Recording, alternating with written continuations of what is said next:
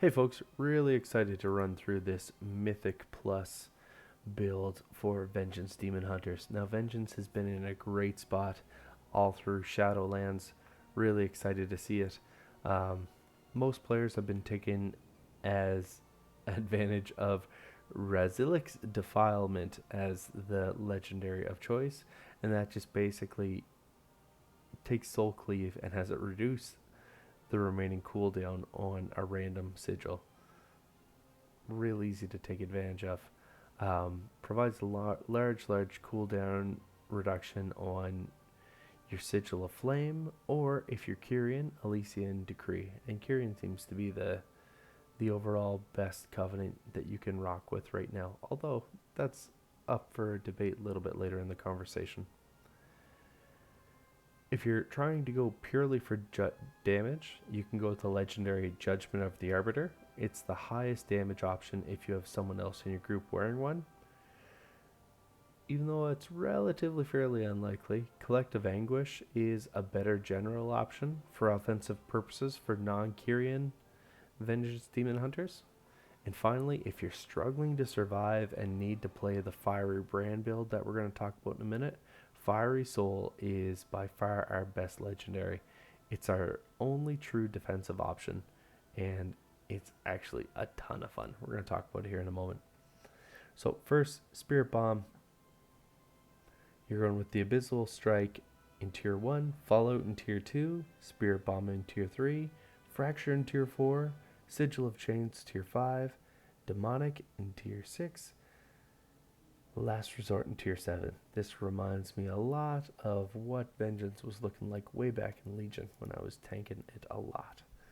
Now, if we pivoted over to the Fiery Brand, and we had just mentioned, this is kind of the more, I'll call it face tanky approach, where you're putting yourself in a real solid defensive situation.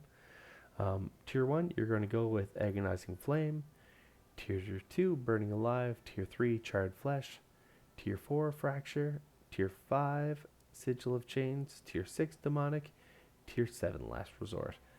That should basically make you a giant wall that anyone cannot take down. You won't do any damage, but you'll be incredibly hard to kill.